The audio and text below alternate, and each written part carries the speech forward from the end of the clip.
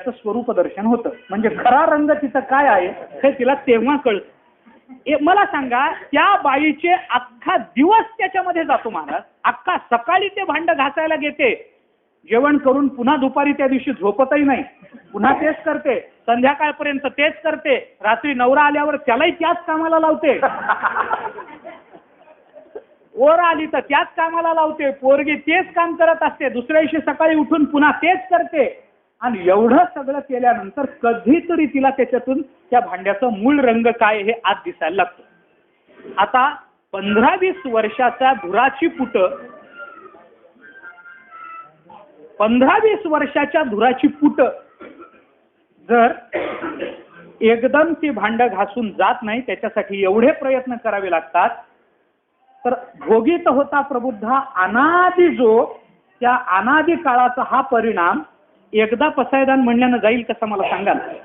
पसायदान रोज का म्हणलं पाहिजे? तुम्ही एकदा पसायदान म्हणलं की समाजावर चढलेलं हे अज्ञानाचं एक आवरण निघून जाणार आहे.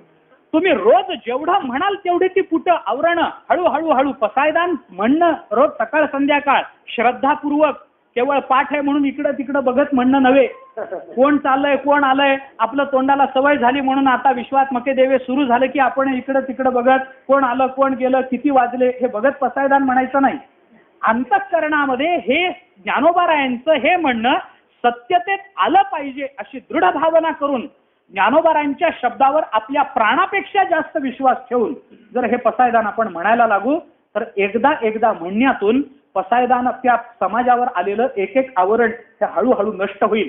आणि मग कालांतरानं एके दिवशी आपल्याला ज्ञानेश्वर महाराज म्हणतात तसं आपोआप स्वरूप दर्शन घडेल. होईल हे नक्की होणार आहे, याच्यात वाद नाही. कारण ज्ञानोबारांचे शब्द वाया जाणारे नाहीत. मग हे कधी होईल याच्यासाठी एवढे प्रयत्न करावे लागतील. एक एक आवरण जसं ती बाई काढून टाकते, रोज 4दा धुतलं भांड तर एक आवरण जातं. हे बाईला कळलं की बाई 15 दिवस घासते पण भांड स्वच्छ केल्याशिवाय राहत नाही. तसं आपल्याला एकदा म्हणल्यानंतर एक आवरण जर घालायचंय, काढून टाकायचंय, तर अनादी कालापासून या समाजावर झालेले असे संस्कार, या संस्काराने जर हे सत्यतेत येत नसेल तर या संस्काराची पुट धुवायची असतील तर रोज पसायदान म्हणणं आपल्याला आवश्यक आहे. एवढं पसायदान रोज आपण त्या तन्मयतेनं म्हटलं पाहिजे आणि तरच आपल्याला तसा परिणाम भोगता येईल. आता थोडासा विचार मी ओवीच्या संबंधानं सांगतो, कारण मधलीच ओवी घेतलीये. आता विश्वात मते देव म्हटलं असतं तर कदाचित हेच बोललो असतो पुढे अजूनही, पण ओवी मधली घेतलेली आहे. थोडासा विचार त्या संबंधानं बोलतो. चंद्रमेजे अलांछन मार्तंड जे तापहीन हे सर्वाही सदा सज्जन सोयरे होतो. इथं ज्ञानेश्वर महाराजांनी फार महत्वाचा विचार मांडला. हा विचार कुठून सुरू झालाय? वर्षत सकळ मंगळी ईश्वरनिष्ठांची मानवी आळी इथून सुरू झाला. हे ईश्वरनिष्ठ नक्की कोण मानायचे असा प्रश्न जेव्हा निर्माण झाला तेव्हा ईश्वरनिष्ठाच्या ज्या व्याख्या आहेत त्या ज्ञानेश्वर महाराजांनी पुढे सांगितल्या. कोण ईश्वरनिष्ठ आम्ही मानतो?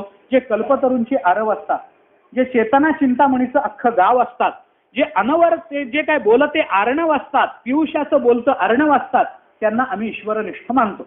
समाजामध्ये 2 पद्धतीची माणसं आहेत. काही संसारनिष्ठ आहेत आणि काही ईश्वरनिष्ठ आहेत.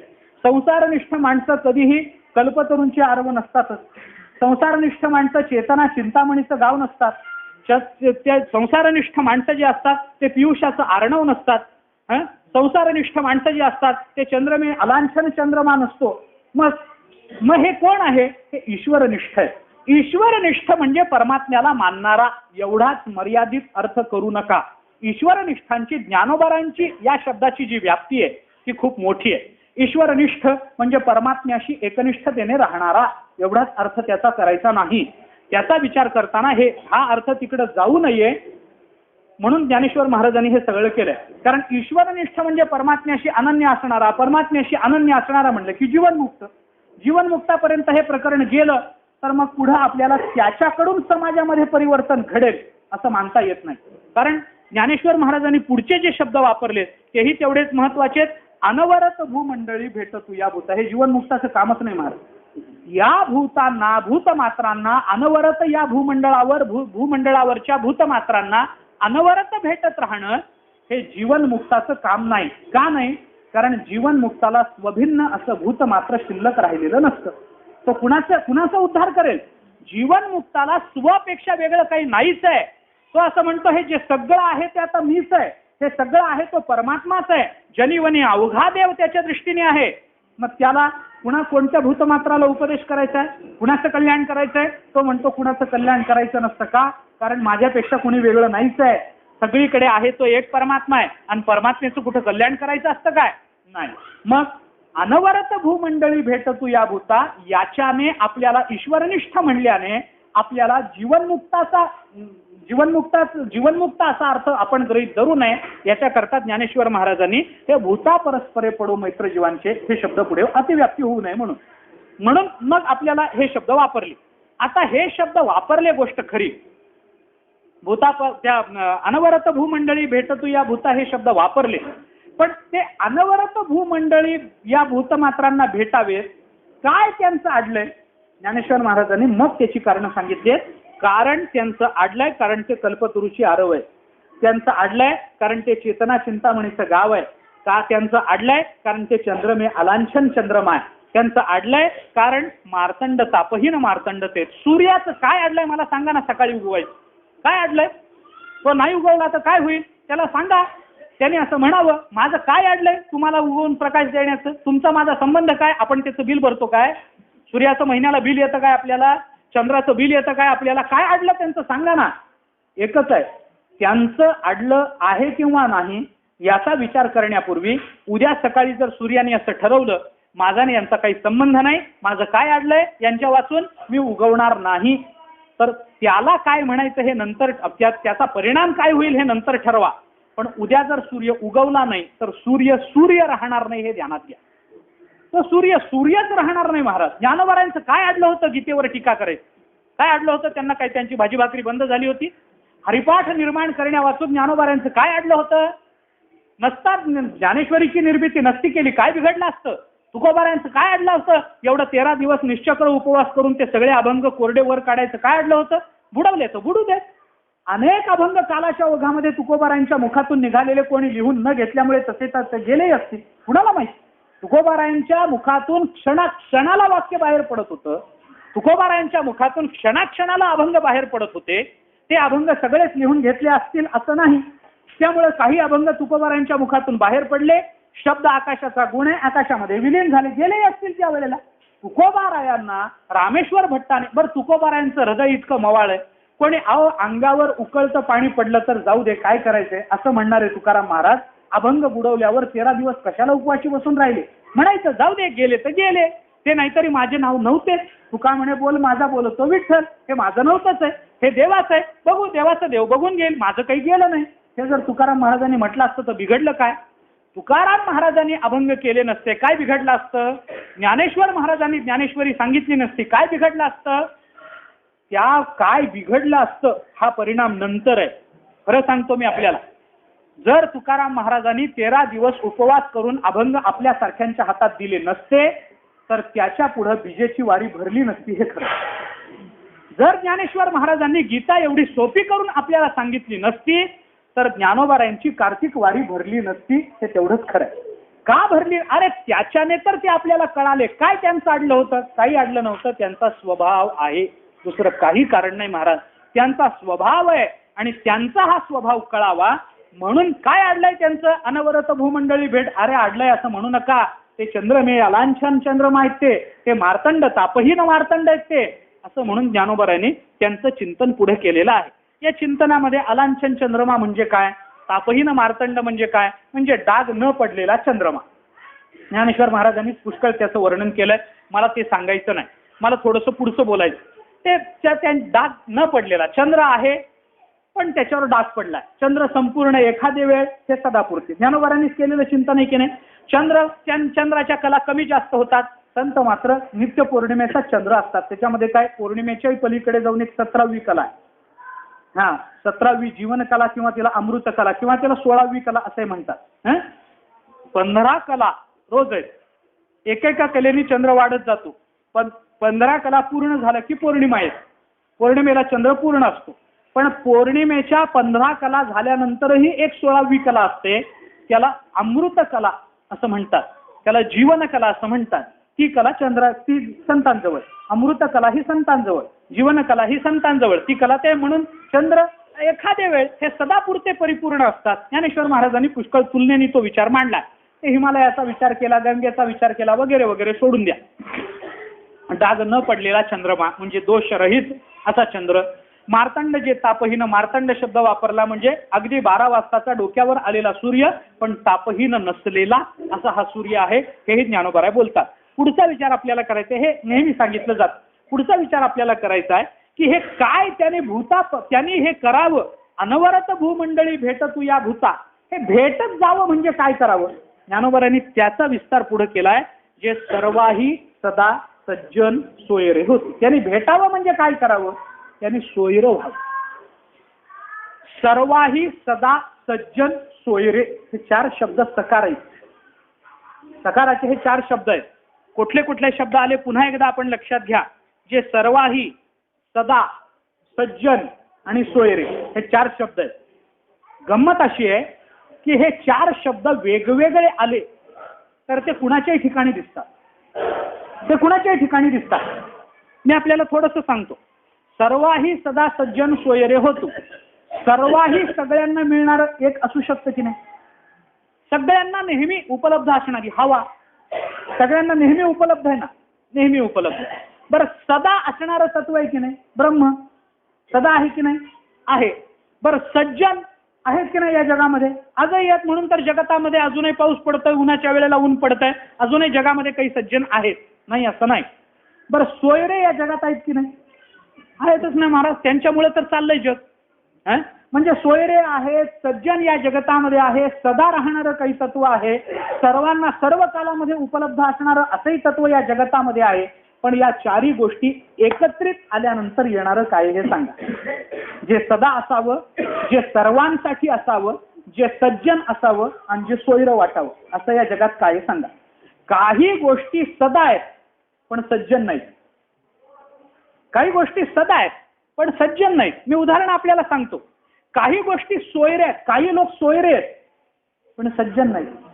सगळ्यांचे सोयरे सज्जन आहेत का? तुम्ही म्हणा बरं आमचा जावई सज्जन आहे म्हणून, काय ताकद आहे तुमची? नाही ना, कोणी म्हणू शकत. कोणी म्हणू शकत नाही महाराज. म्हणजे जावई असं मी म्हणत नाही, कुठलाही सोयरा. सज्जन आहेत का सांगा ना. सोयरे आहेत, सज्जन आहेत का? नाही ना, ते सज्जन नाहीत. आमचे सोयरे जर सज्जन असते तर आम्ही चातुर्मासाला कशाला आलो असतो? त्यांची सेवा करत तिथंच राहिलो नसतो का? आम्हाला भगवंतांनी फल दिलं नसतं काय? सांगा ना. सोयरे असतात पण ते सज्जन नसतात. कितीतरी उदाहरण आपल्याला. अहो, देवाचे सोयरे सज्जन नव्हते महाराज. कंस देवाचा सोयरा होता की नाही? मामाच होता की हो, होता की नाही? बरं, मामाची बहीण कोण असते? मावशी. ती कोण होती? पुतना होती की नाही? मावशीच होती की नाही? तिने नातं निर्माण केलं असेल, काही का असेना, कसं का असेना, कुठून का असेना, पण मावशीच म्हटलं जातं की नाही तिला? सोयरी असते की नाही? असते. त्या महाभारतात एक वचन अजून पुढे सांगतो. शकुनी हा जसा कौरवांचा मामा तसा पांडवांचा मामा लागत नाही का? सज्जन होता काय? महाभारतामध्ये असं एक वचन आहे, शकुनीच्याच संदर्भाने, पण व्यासांनी त्याला सार्वत्रिक रूप दिलंय. व्यासांनी सार्वत्रिक, व्यास महर्षींनी महाभारतामध्ये एके ठिकाणी असं म्हटलंय, श्लोक आता मला पाठ नाहीये पण काढू म्हणजे माहिती आहे. व्यासांनी असं म्हटलंय की ज्याला आपल्या स्वतःच्या प्रपंचाचं वाटोळ व्हावं असं वाटतं त्याने मामाला आपल्या घरीच आणून ठेवावं. मामाला सांभाळलं की आपल्या प्रपंचाचं वाटोळ होतच होतं असा नियम कुठून त्याने काढला काय, कुठून त्यांनी व्याप्ती पाहिली आणि एकदम त्यांनी नियम केला मला माहिती नाही. कुठं त्यांना तशी व्याप्ती दिसली व्यास महर्षींना माहिती नाही. पण महाभारतात असा श्लोक आहे की ज्याला स्वतःच्या प्रपंचाचं वाटोळ करायचंय, घराचं वाटोळ करायचंय, त्यांनी कायमस्वरूपी मामाला सांभाळावं. म्हणजे हे सोयरे आहेत की नाही मला सांगा ना. कहून सोयरा आहे पण सज्जन नाही आहे. पुतना सोयरी झाली पण सज्जन नाही आहेत. अनेक उदाहरणं आपल्याला अशा पद्धतीची सांगता येतील. हे सगळे सोयरे पण सज्जन नाही. बरं, काही लोक या जगामध्ये सज्जन आहेत पण ते सोयरे नाहीत ना आमचे. ते सोयरे नाही आहेत आमचे, आम्हाला ते दूरचे वाटतात. त्याला काय करायचं? जे सज्जन आहेत ते सोयरे होत नाहीत, जे सोयरे होतात ते सज्जन राहत नाहीत. बरं, जे सज्जन राहतात ते कायम सज्जन राहतीलच याची शाश्वती नाही, सदा नाही. जे सज्जन सोयरे मिळतात ते सदा राहत नाही, काहीतरी कारणानं त्याच्यामध्ये बिघाड होतो. काहीतरी कारणामुळे संबंधामध्ये काहीतरी दोष निर्माण होतो, एकमेकाचं तोंड बघायला तयार नाही. एखाद्या काळामध्ये सज्जनतेनं वागणारी मंडळी दुसऱ्या काळामध्ये काही क्षुल्लक कारणाने बिघडलेली पाहता येतात, दिसतात. मी उदाहरणे आपल्याला सांगेन, पण फार विस्तारानं सांगायची इच्छा नाही माझी.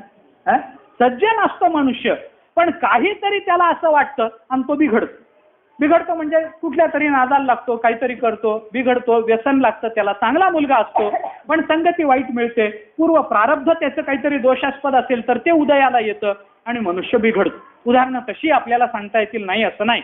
त्याला वाईट काम करावं लागतं म्हणा, तो करतो म्हणा, त्याला संगती वाईट मिळते म्हणा, कसं का असेना काही का असेना. मारीच काही सज्जन नव्हता काय? रामायणातलं उदाहरण तुम्ही पहा ना, मारीच सज्जनच होता तसं जर पाहिलं तर. पण कंसाच्या रावणाची संगती लाभली त्याला कोण काय करणार? त्याला वाईट काम करावं लागलं की नाही? करावं लागलं.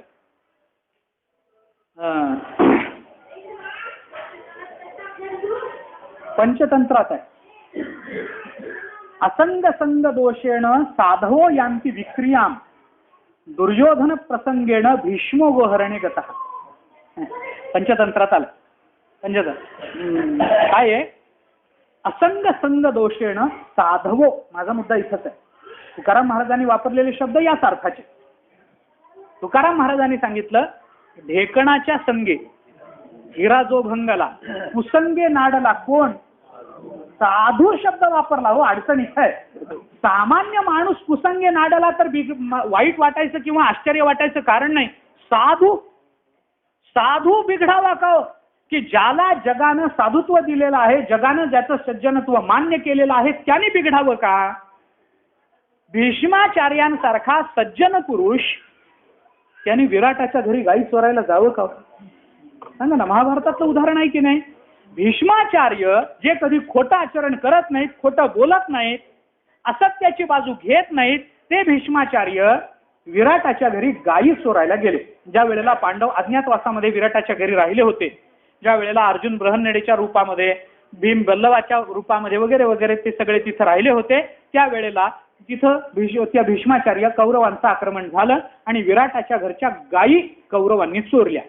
आता भीष्माचार्यांसारखा सज्जन, भीष्माचार्यांसारखा क्षत्रियाचं काम काय आहे? गायीचं आणि पृथ्वीचं रक्षण करणं हे क्षत्रियाचं काम दिलेलं आहे. मग क्षत्रियाने गायीचं रक्षण करावं का गायी चोराव्या? भीष्माचार्यांसारखा सज्जन गायी चोरतो, काय कारण आहे सांगा? सज्जन आहेत पण सदा सज्जनत्व राहिलं नाही. राहिलं का? बोला. हे उदाहरण आपल्याला कित्येक सांगतो. उदाहरण त्याला पंचतंत्रात आलेलं तेही आम्ही नेहमी सांगतो, तेही सांगतो.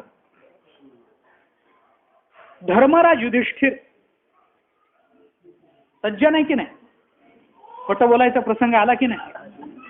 आला की नाही? बिघडला की नाही? सदा सज्जनत्व राहिलं का? म्हणून तर अंगठा गळून पडला महाराज. अंगठा गळून पडायला कारण काय झालं? त्याच्या अर्धसत्य बोलला. नरोवा, हा श्लोक महाभारतात नाहीये कुठं प्रतिमध्ये. नरोवा कुंजरोवा हे जाऊ द्या, पण तो बोलला, त्याच्या मुखातून ते बाहेर आलं. माणूस आहे का हत्ती आहे माहिती नाही, हे अर्धसत्य बोलला. सज्जनत्वाला बाध आला की नाही? बोला. तेवढंच का होईना, पण त्याचा जो रथ वरून चालत होता तो जमिनीला लागला की नाही? बोला. लागला ना, परिणाम भोगावा लागला. सज्जनत्व हे सदा राहीलच असं नाही. अजून सांगतो मी तुम्हाला पंचतंत्रातलं उदाहरण. अजून ज्याच्यासाठी हा श्लोक आला ते उदाहरण तुम्हाला सांगतो. नेहमी सांगितलेलं जाणार आहे, संगतीसाठी आपण अनेक वेळेला सांगितलं. कावळा आणि राजहंस यांची मैत्री जमली. एके दिवशी राजहंस आणि कावळा एका झाडावर गप्पा मारत बसले. दुपारची वेळ. कर्मधर्म संयोगाने त्या देशाचा राजा हा तिथंच शिकारीला अरण्यात आलेला नेमका त्या झाडाखाली विश्रांतीला आला. आल्यानंतर राजाने, थकलेला राजा जरा लवणला, डोळा लागला. पुन्हा करायला लागली. दुपार कळली. सूर्य अस्ताला जाताना सूर्याची काही किरण दोन फांद्याच्या मधून राजाच्या डोळ्यावर पडायला लागली. राजाची झोप चाळवली. राजहंसाने विचार केला की आपल्या देशाचा राजा आहे, विश्रांती घेतोय, त्याच्या विश्रांतीत सूर्य विघ्न आणतोय, आपण काहीतरी मदत केली पाहिजे. म्हणून राजहंसाने पंख पसरले आणि त्या फांदीवर बसला. ऊन अडवलं, राजाच्या डोळ्यावर सावली आली. जेव्हा राजहंसाने पंख पसरून राजाच्या डोळ्यावर सावली निर्माण केली, त्याच वेळेला त्याच्या मित्रांनी म्हणजे कावळ्यानं बसल्या ठिकाणाहून राजाला गंध लावला. म्हणजे कळतं का? हा, गंध म्हणजे अंगावर घाण टाकली. घाण पडल्याबरोबर राजा उठला. जाणीव झाल्यावर घाण माझ्या अंगावर, मी राजा असून मला कोण माझ्या अंगावर कोण घाण टाकतो? वर बघितलं, कावळा उडून गेला. राजहंस पंख बसून बसला होता. राजाला वाटलं की अरे यानेच आपल्या अंगावर घाण टाकली असली पाहिजे. राजाने लगेच धनुष्यबाण काढलं आणि राजहंसाला मारून टाकलं. पंचतंत्रातला दृष्टांत संपला. याच्यावरून पंचतंत्राला सांगायचे काय? सांगायचे काय याच्यावरून? राजहंस राजावर उपकार करणार आहे, पण तरीही त्याला मरावं लागतं. काय कारण? कावळ्याची संगती केली म्हणून, दुसरं काही कारण नाही. कावळ्याची संगती केली म्हणून. असे कितीतरी कावळे आपल्या अवतीभोवती असतात. आपल्याला अवतीभोवती म्हणजे लगेच बाजूला बघून हात कावळा असं बाजूच्या माणसाला म्हणू नये. अवतीभोवती म्हणजे समाजामध्ये वावरत असतात. मग प्रवचनातच कशाला गोंधळ? असं म्हणून मी हे सगळं बोललो. याच्यावरून पंचतंत्राने निर्णय सांगितला की साधू वृत्तीचा जगावर उपकार करायला आलेला महात्मा सुद्धा त्याचं सज्जनत्व काही कालाने, काय माणूस निंद्य कर्म करतो त्याला कारण काय असतील? अज्ञान प्रमादादिकी प्राक्तनही सदोखी निंद्यत्वाच्या सर्व विखी खिळले जे. ज्ञानोबांनी 3 कारणं सांगितली. अज्ञान, प्रमाद आणि सदोष प्राक्तन. या कारणाने माणसाकडून निंद्य कर्म घडतं. या कारणाने का होईना, पण सज्जनत्व हे राहिलं का? बोला. मला म्हणायचं हे म्हणजे जे सोयरे असतात ते सज्जन नसतात, जे सज्जन असतात ते सोयरे होत नाहीत, जे सज्जन असतात ते सदा राहत नसतात, जे सोयरे होतात ते सदा सोयरे राहत नसतात. काहीतरी कारणाने विघ्न निर्माण होतच होतं. मग नवरा बायकोमध्ये भांडण होतं, भावाभावामध्ये भांडण होतं, भाऊ एकमेकांचे सोयरे असतात. पण ते भांडण झाल्यावर, वाटण्या झाल्यावर मी त्याचं तोंड बघणार नाही, तो मला मेला आणि मी त्याला मेलो. राहिलं का? सोयरे पण राहिलं का? मला सांगा. राहिलं नाही, असंच म्हणावं लागेल की नाही? बर, आता हे सज्जनत्व, सोयरे राहत नाही, सज्जन हे सदा सज्जन राहतीलच याची शाश्वती नाही. अजून एक विचार आहे याचा.